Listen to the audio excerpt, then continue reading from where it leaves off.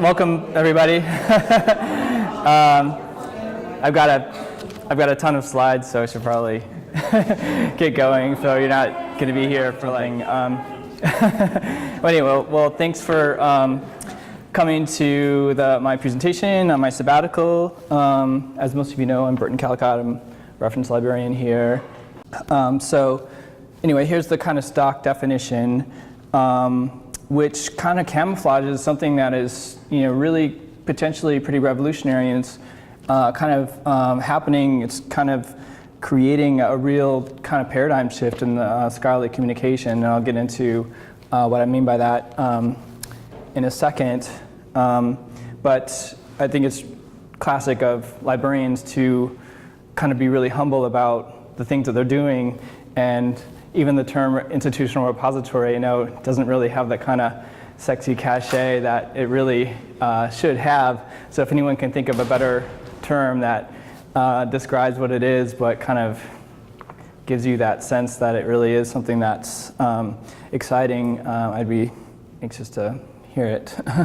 Anyway, here's a screenshot of Clemson's repository. You can see they've called theirs tiger prints, which, in some of the literature, they've said, stay away from just calling your repository, called Charleston's institutional repository. And I think that the print part of it I'll get into has to do not only with preprints and postprints, which I'll talk about, but also the fact that repositories can serve as a means of publication. But anyway, the basic idea is that libraries have the space now. They have the servers that allow people to put their scholarship into the server, and then we can serve it up. And so, anyone who has access to a computer will be able to access this material. And that's part of the revolutionary part of it. Is it's one of the basis of it, and for most stuff in repositories is open access.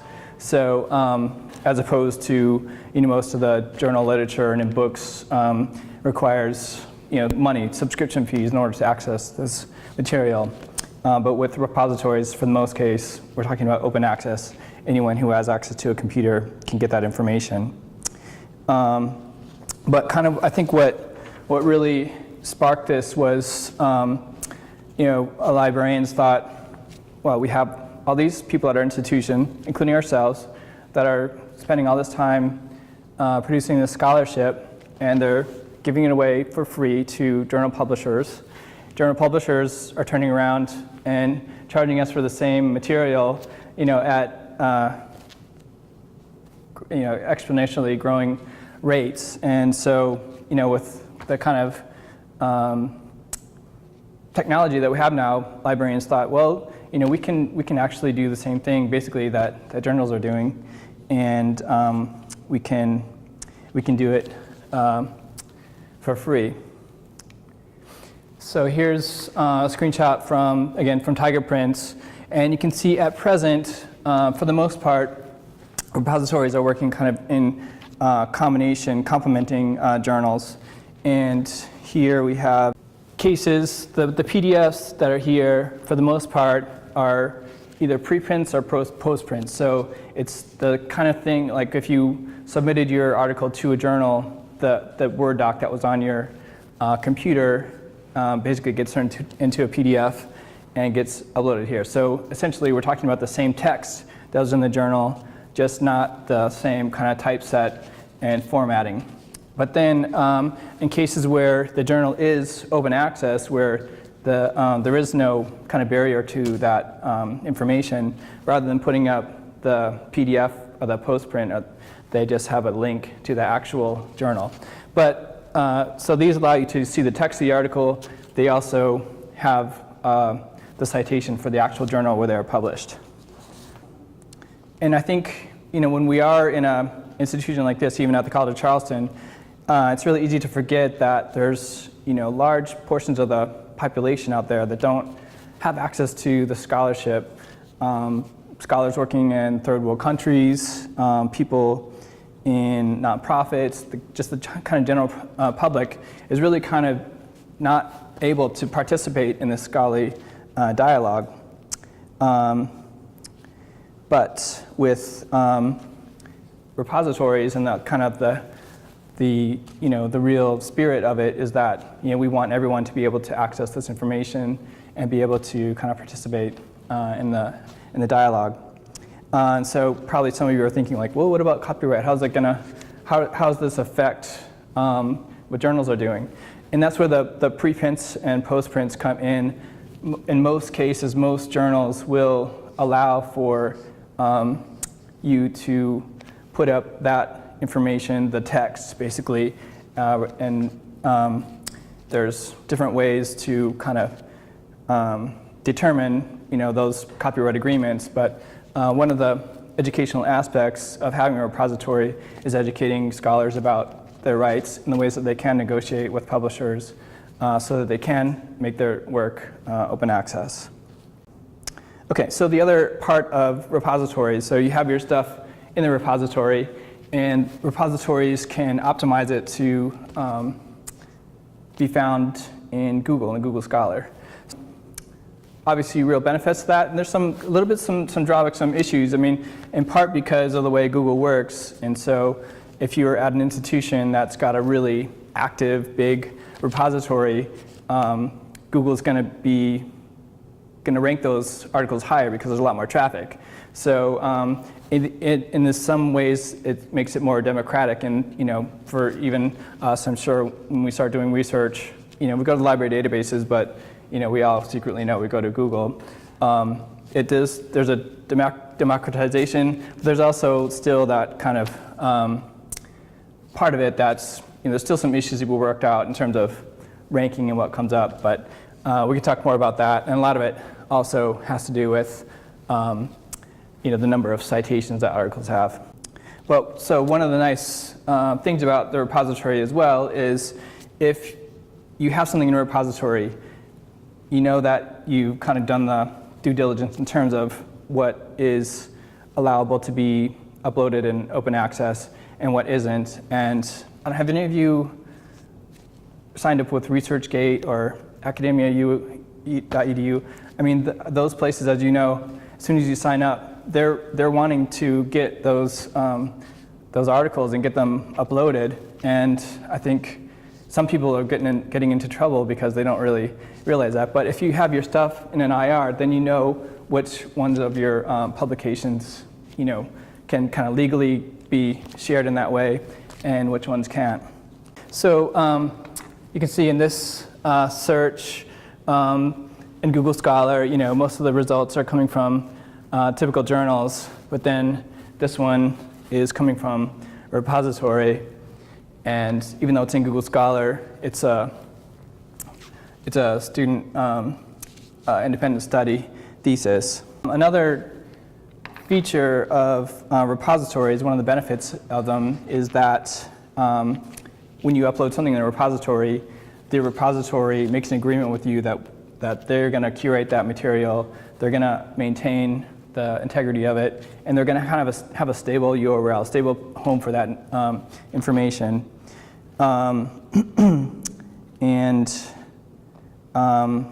This is really important because you think, like, stuff gets up on the web and you think, oh, it's on the web, then it's going to be there forever. But there was a study done recently where it showed that more than 70% of the URLs cited within the Harvard Law Review didn't link to the original citation. So this link rot is a serious problem that repositories can help kind of eliminate or minimize. And another nice feature of it too is for any of you who have applied for a grant, especially from the government, by getting the funding, you also are agreeing to make that information publicly available. So if you're at a school that has a repository, it's easy to figure that, to have a solution for that. You can just put it up there, then you've satisfied on that part of the grant. This is, again, we're still in Tiger Prints, and as I'm sure most of you know, this discussion about repositories is about repositories in general, not what we have here at the College of Charleston, but stay tuned. We are gonna, have something fairly soon. And we do have something already, but it's gonna be, more along the lines of the things I'm talking about. But another really great feature of it is a place for student work. So, we have Chrestomathy and other types of places to kind of celebrate student work, but this can be a really great feature for students that are particularly going to go to graduate school or go into some kind of career where having a record of their scholarship is important. So on their CV, they have the link that's going to be stable to the repository. It kind of has that seal of approval and kind of recognition from the institution. So it's something that can be extremely valuable for our students. And again, it's not just journal articles that can go in the repository. You can put up poster sessions, PowerPoints, any kind of pedagogical material. It's really kind of open what can go in here. And it can just provide a nice home for all of your work. I'm sure we all have stuff on our hard drives that maybe didn't get published, but still has some value. You move from computer to computer. Sometimes that stuff gets lost. By uploading it in the repository, then you have it. It's in a stable location. Most repositories are going to have at least 3 separate storage places. So if there's a tidal wave that comes and wipes out the College of Charleston, your data will be saved in the cloud somewhere. And so even if you're gone, the data will be available for you, or for those who might want to read it. And this is getting into kind of super upper level repositories. They can be places where you can upload data sets. So if you are in a field that's your work is based on a huge set of data, you can have that. You can publish the journal like you normally would. But then in the journal, you can have links back to the data set, so anyone who's that familiar and that into what you're doing, or maybe even wants to make use of the data that you've gathered to do their own thing, repositories can handle that. This is the one of 3 repositories at Purdue, and their budget is something like $1 million a year, something like that. But it just to kind of give you the whole picture of what is possible with repositories.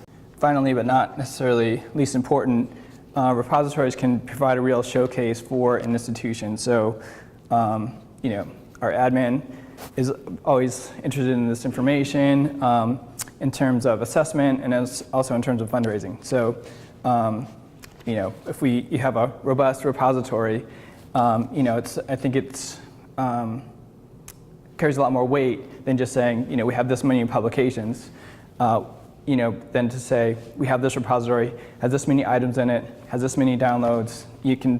It's a lot more dynamic than just having a kind of list or just a kind of a table of publications.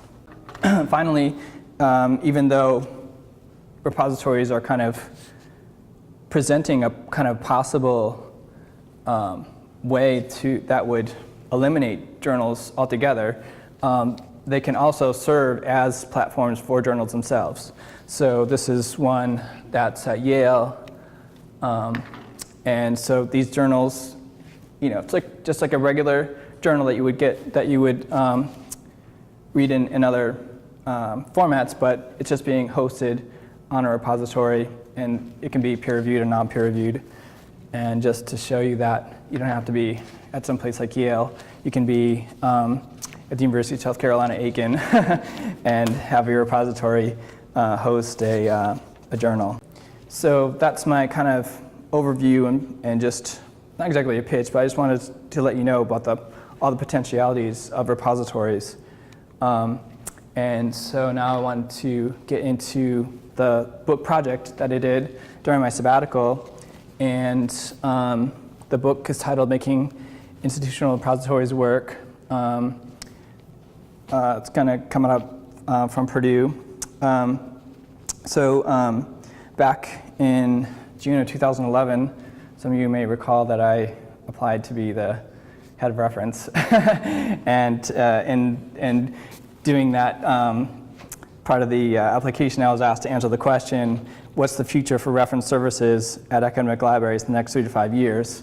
And so I was casting around for ideas to answer that question.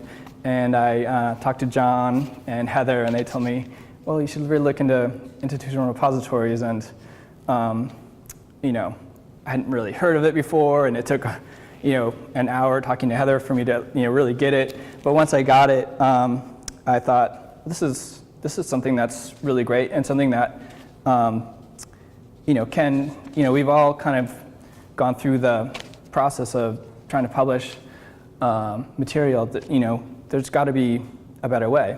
So anyway, needless to say, I didn't get the job, but I did get assigned the task of doing a project charter for an IR, and not too long after that, there was a notice about due dates for sabbatical proposals. So I thought, I've already done a little bit of legwork. I have something that I can propose to do some real research that I can publish, and also do something that's really practical and going to have kind of a real world effect here at the College of Charleston. So it worked out really well, and through John, I got hooked up with Purdue, and the editor at Purdue Press got me in touch with,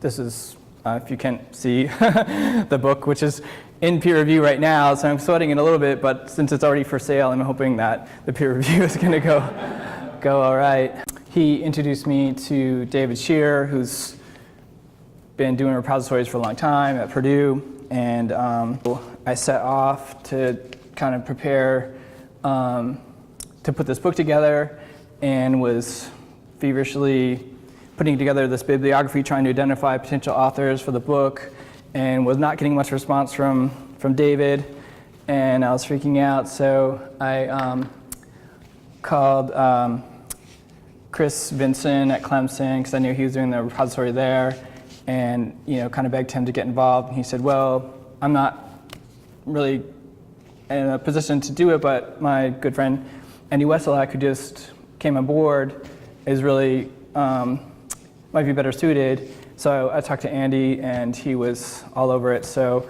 I invited him to be a co-editor.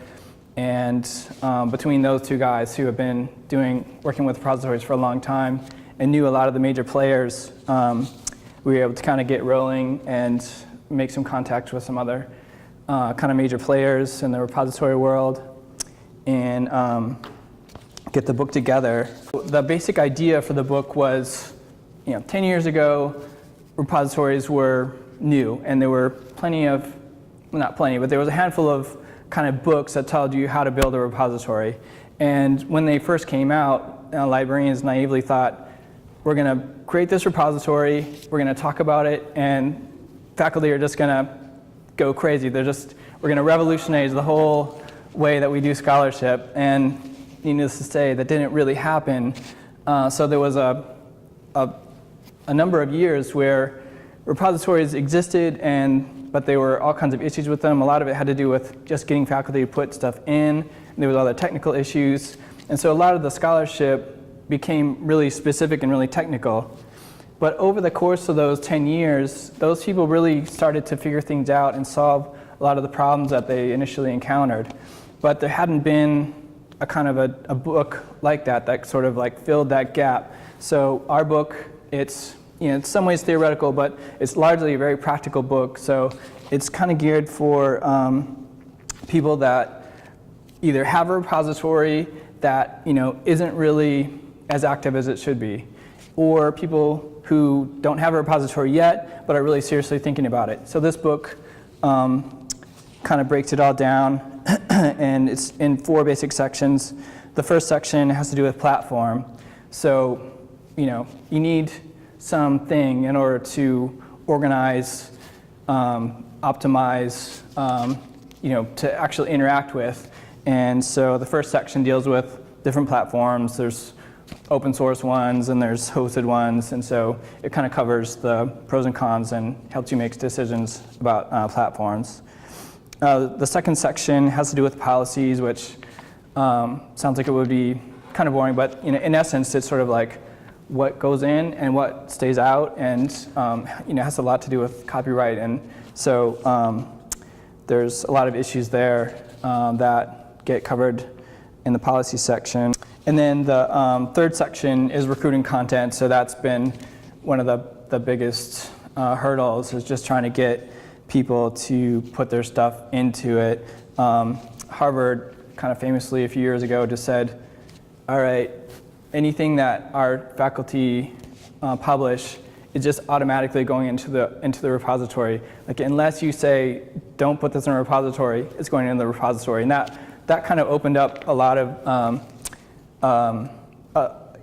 possibilities for other schools, since Harvard is being Harvard, and they made that move. It really kind of sent some ripples, and so there's other schools that have these mandates. It's not a huge percentage, but I think making that move, really kind of alerted people that this is something that's really serious and has a lot of potential. But I was going to ask you why you thought that it was so hard. It's been traditionally so hard to get people to put stuff into the repository. Yeah, and in my paper, I think I state that one of the main reasons is just another thing. Faculty, we're teaching, we're having to publish. We need you publish to get tenure, and then some librarian comes knocking on your door and says, oh, you've done all this stuff, but do this other thing too. And so a lot of the early repositories were sort of like self-service, like, we have this available, so if you want to upload your stuff, go to this form and kind of navigate it. But one of the things that they covered in the book is that if you just go to faculty and say, they have different ways of identifying what faculty have, and going to them and say, we're going to put all this stuff in here, if you want us to. And then the other part of it is, once, one kind of, you get a champion in a department and they start talking about it, and then because it is kind of hard concept to get, even though in some ways it's really basic. But then you have the fear factor of like, oh, my stuff is copyrighted. The other huge fear factor that I've already encountered just the few times I've even brought it up is, oh, I don't want my stuff to get scooped, So there's that aspect to it, but I'll get into in a second how that really is a kind of a false fear. Okay, and then the last section is measuring success assessment, but there's some really neat stuff that's happening in terms of measuring the use of them, other than just, traditionally it was like, well, this article has been downloaded this many times, so we know, that many people were interested in it. But there's like all this other kind of social stuff that's going on, and so there's this whole field of alt metrics, and these people are spending a lot of time surveying all these different kind of ways that people are talking about research. So you get a more nuanced perception or idea of how much what the impact is, beyond just download counts and citation counts. There's all this other conversation that people are figuring out how to track. I was kind of surprised to learn that a lot of people, especially in the open access movement anyway, spend a lot of time on Twitter, and they use Twitter as a way to kind of keep up with kind of things that are going on in their field. So that's the book. There's a fifth section, which is case studies. So it's sort of like, we cover the theoretical stuff, and then we have the last chapter that's kind of putting into practice some of the stuff we talk about in the first part of the book. And Tyler is one of the authors, one of the contributors for that fifth section of the case study. Okay, so now we're getting into my actual contribution, which has to do with peer review. And I start by going into gray literature for a couple of reasons, and you can read the Prague definition of gray literature, but the key part of it is not controlled by commercial publishers. So it's all this stuff that's potentially scholarly valuable, but it hasn't necessarily been published, and maybe it's not put in the form of a traditional journal article, but still has some information that's scholarly relevant. And so I talk about gray literature for two reasons. One is it's a classic place for repositories to start to acquire contributions to the IR, in part because you don't have to deal with that third party and the copyright aspect of it. You're really only dealing with the one person, and then even in an IR, there's still some copyright issues, but you can do open access and still have Creative Commons licenses and stuff like that. But generally speaking, it's a lot easier to get that stuff than to get the stuff that's already been published in other journals. And the second reason that I get into it has to do with the challenge to peer review. And so this is Amazon screenshot for this book called Dictionary of Inveterate Zoology. And the reason I'm talking about this is it was the manager of the IR at University of Nebraska doing what a lot of managers do, just going door to door asking for stuff, talking to faculty about their repository and what they could put into it. I was talking to these faculty members in the biology department and literally just happened to see a stack of paper on a shelf that was gathering dust. And he was like, hey, what's that? And they said, oh, we put together this dictionary a year or so ago, and we sent it to a publisher, but it got rejected. And so, it's just sitting here gathering dust. And he said, well, that seems like something that would be really great for the repository. Put it in the repository, and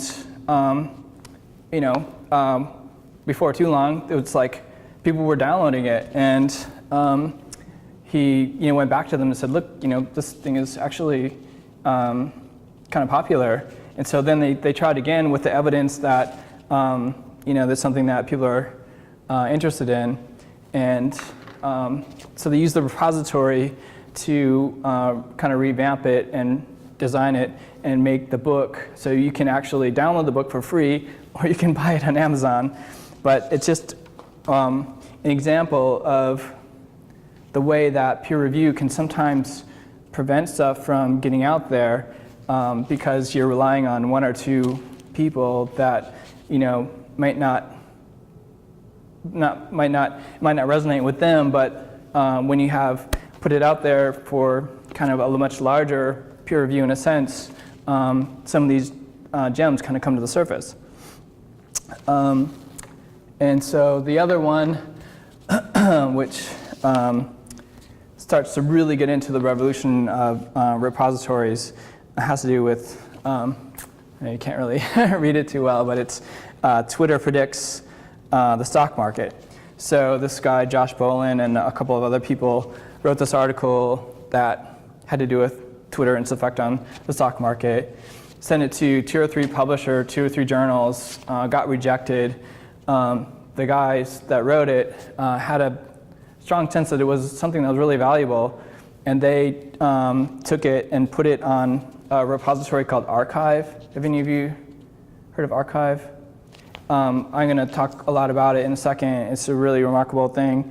But within the first week, there was 73,000 downloads of this article, and even after that, it just blew up. People were just downloading it like crazy, talking about it on Twitter, ironically or not so ironically, and it just got a ton of attention. And as far as Bolin was concerned, he had communicated his article.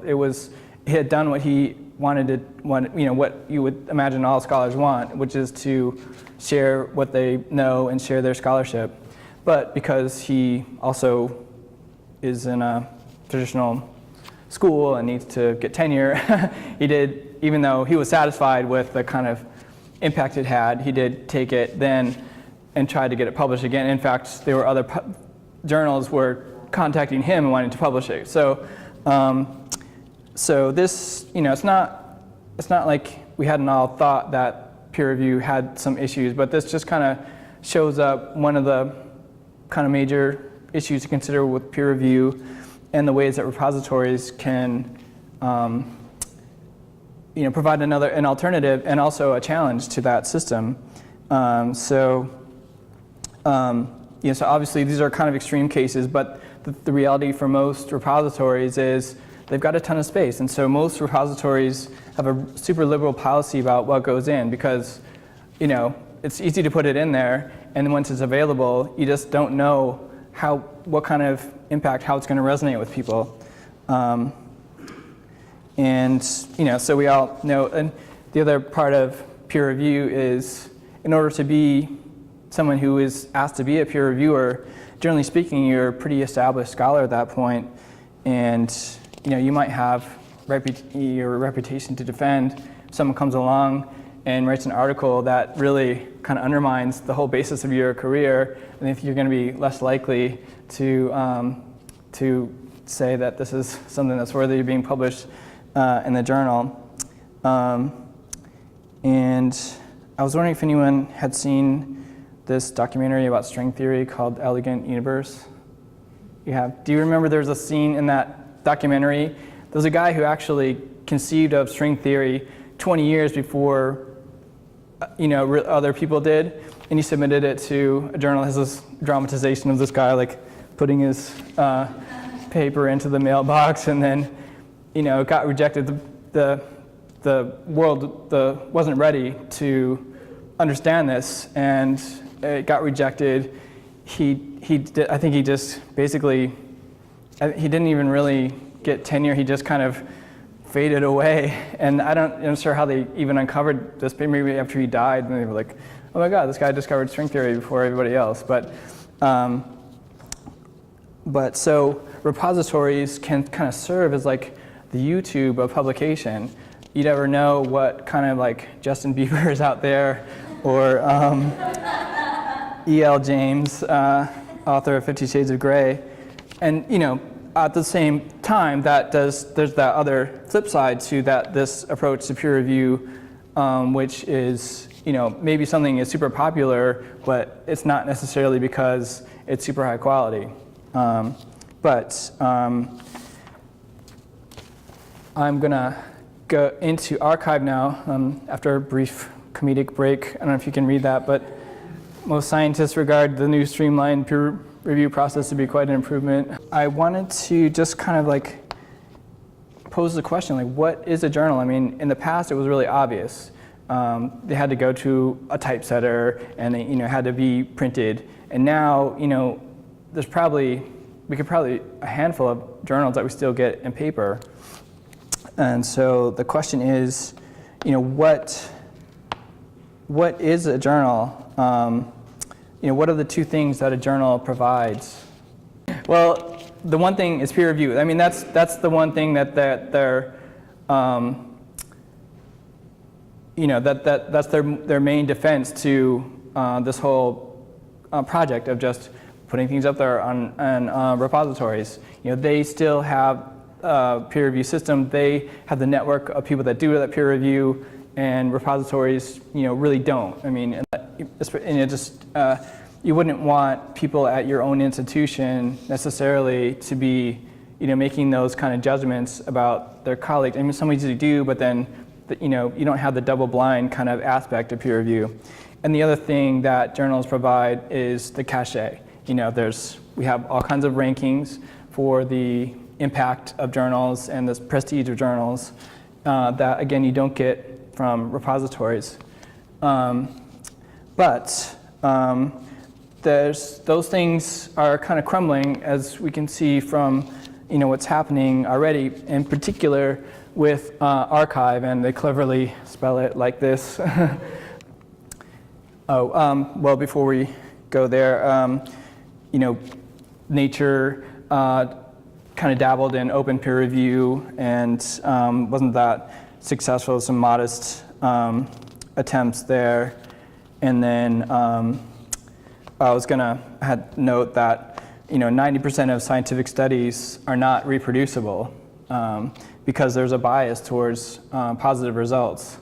And then a lot of times, if a journal did publish something that later was found to be, pretty questionable, they're going to be really reluctant to publish refutations to that because, their honor is on the line as well.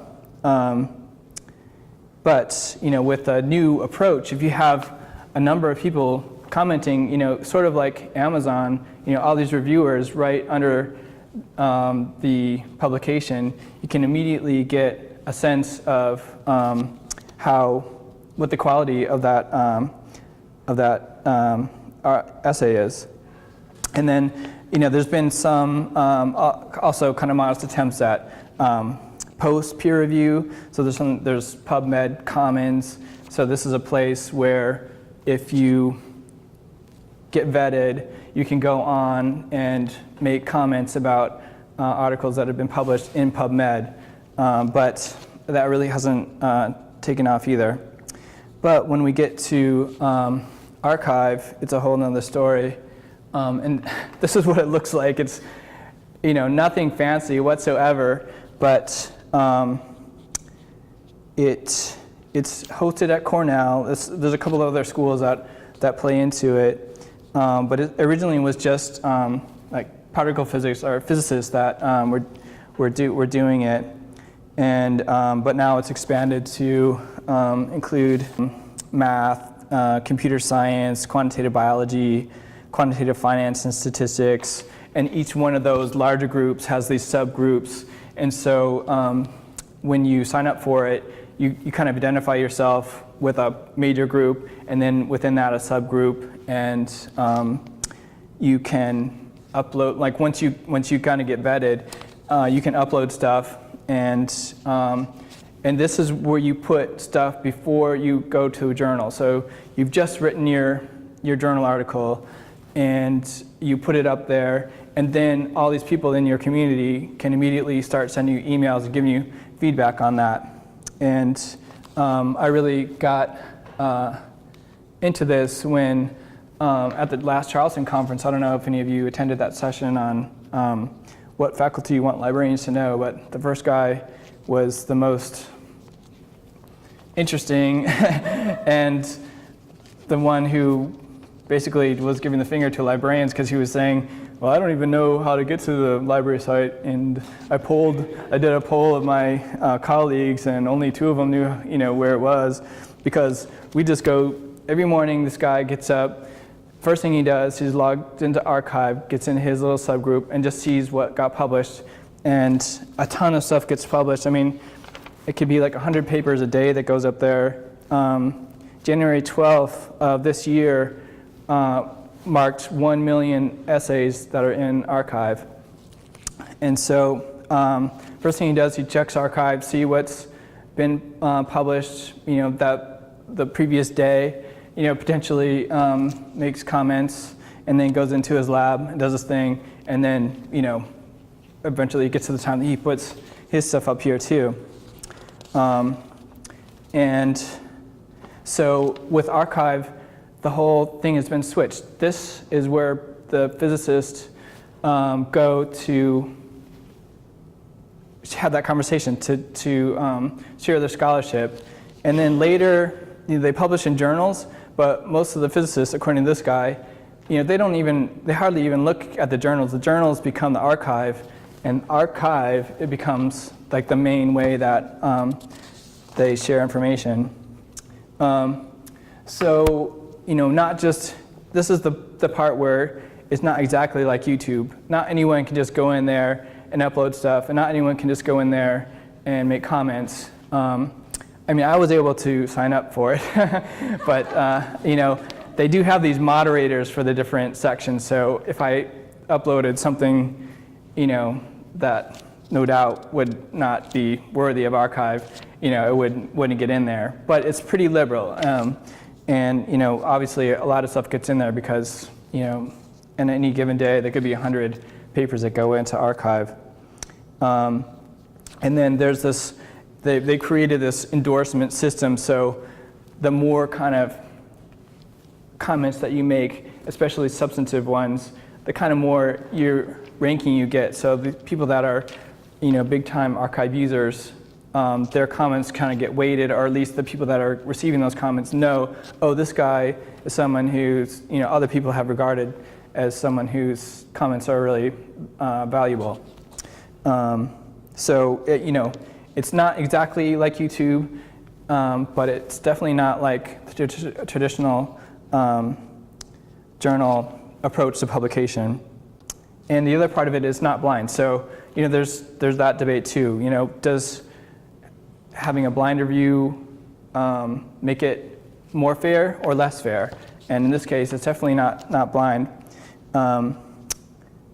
And so now, rather than relying on, oh, this was published in this journal, this must be really good, now it's a lot more, it has to do with, oh, this thing was downloaded this many times, it must be good. So you get to that way that we have for ranking things, that we're more accustomed to with Google.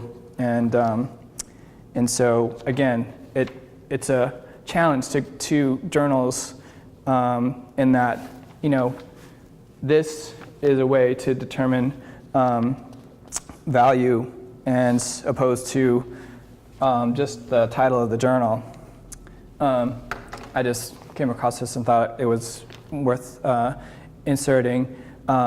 If you can see, this is the publication date. Obviously, things that didn't go into archive don't get cited before they're published. But here you can see even some stuff is getting published, or getting cited before it's even published. And then once it does get published, it has a much bigger impact. And I drew out two conclusions from this. One, the people that are reading this stuff are already kind of familiar with it. And two, once it's gone into archive and gotten the kind of feedback that it gets, they're much higher quality articles that do eventually get published in the journal. So it's just another measure, or just another indication that this is, like the revolution is actually happening. But of course, it's always in the sciences that are first.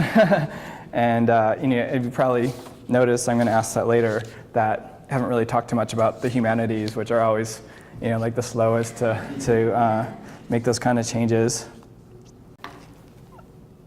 Rather than having a CV with lists of your publications, repositories provide you with this really neat thing called the author dashboard.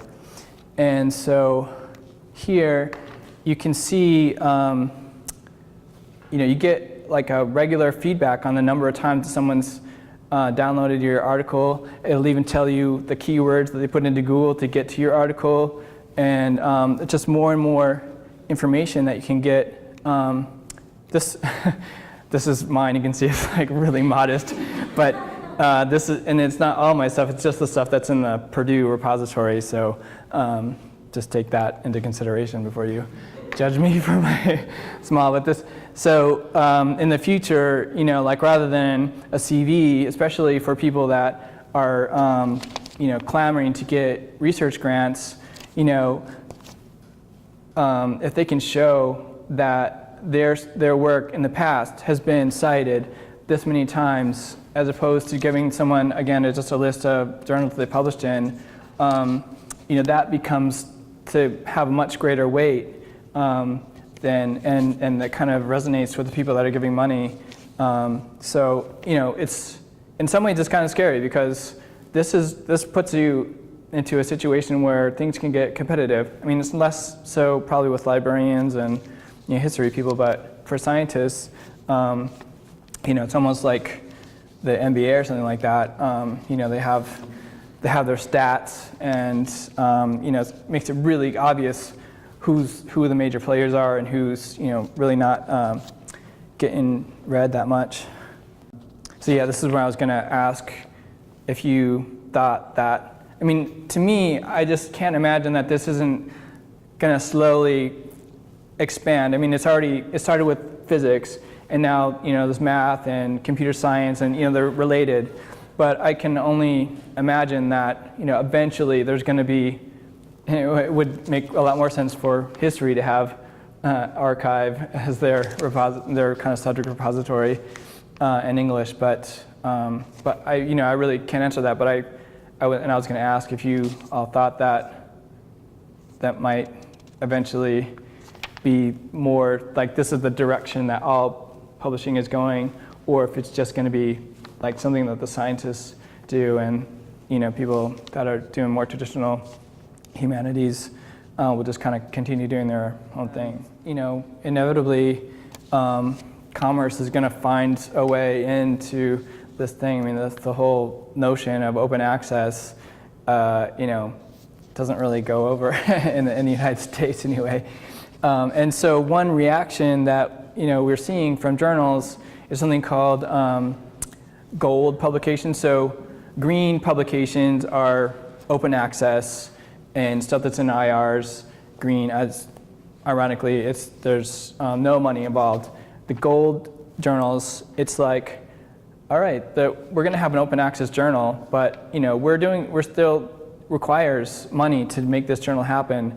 So we need to get money from somewhere, and we're going to get it from you. So rather than doing all this work and writing this paper and giving it away for free, you give it to them and you pay them to publish it. And again, this is something that's a science thing, because now a lot of the scientists that are, funding themselves through grants are saying, okay, I need also this money to publish the work that I'm going to be doing. So again, this is that journal, which is open access, but requires people to pay to be published in it. It's the world's largest journal in terms of number of papers that get published in it, and its impact factor was 3.534, which is pretty heavy duty. But that raises all kinds of other questions, about quality. So if you're having to pay to publish something, then someone might be less likely to be too critical of your paper or deny a publication, because that's going to deny them a source of revenue. But it is happening. I mean, it's still relatively small, but obviously there's growth, and it's going to be interesting to see if we have more and more of these publications that are gold. So it's great for us because it's open access, but there's the flip side to it, and the kind of madness of it. And I just threw this in here for fun. Somebody sent me this news article. I'm sure you've seen similar things where some kooky student writes a program that generates some gobbledygook that sounds scholarly, and then other people are like, oh, sure, I'll publish that. But of course they want to charge you money to publish it, and they have clever names that are very similar to legitimate journals, and there's even faculty members here that have gotten duped into having stuff in these journals, but it's just a symptom of the peer review system that I wanted to throw in there just for fun. Okay, so you can see my last slide. But anyway, this is the $24,000 question. I know very few of us have actually seen this, but this is our IR, which Tyler made, which it's just really a tremendous feat. I mean, we went the open source route. So the platform, the software is free, but it's like Notebook, is free. But if you want to make something look good, you really got to spend a lot of work. And Tyler did a ton of work to make this happen. And we are getting close to really publicizing this and making people aware of it. Right now we're just formalizing the details, the policies, and hopefully before the end of this semester, that will all be squared away. And again, we're offering perpetual storage and potentially some data sets. I mean, it's not, even though the software is free, the servers and stuff are not free. So we've got a ton of space, but not enough space to have the geology department say, oh, okay, well, take all of our GIS data and host it for us. So limited data sets. Again, our goal is to have everything in there be open access. We will work with people, especially if there's embargoes. So, as we all are familiar with embargoes, we can work with faculty members that will be able to make their stuff open access after a certain time. But that is my presentation. And I know we've got like 1 minute for questions for those of you who have to go somewhere. In our book, which you can buy for $29.95,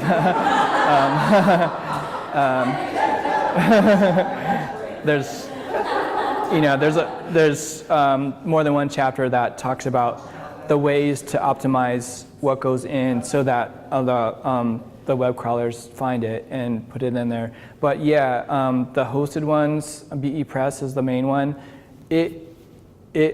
One of the nice things about it is that it's in communication with all the other people that have the same platform. And so, yeah, again, that affects the ranking that you get from Google and other search engines and stuff. So, and you can, those you can search your institution, or you can search, all of the BE Press institutions at once. Whereas, with ours, it's going to be kind of localized unless we start to reach out with other people in the state and stuff. So, but yeah, we're just at the beginning, so it's really unclear how things are going to work.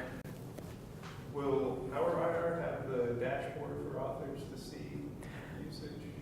Hopefully. I don't know that at the present it does, but yeah, that has been a huge selling point for IRs. And just the little trickle that I get from Purdue, I mean, it's really quite exciting when you get some information like, oh, wow, some people actually read my article, and then you see how they got to it, and it kind of spurs you to want to do more. So yeah, that's been a really huge feature. Again, something that we talk a lot about in the book. The different ideas that people had for those author dashboards and how to make them more and more appealing and more useful. Okay, well, thanks for coming. All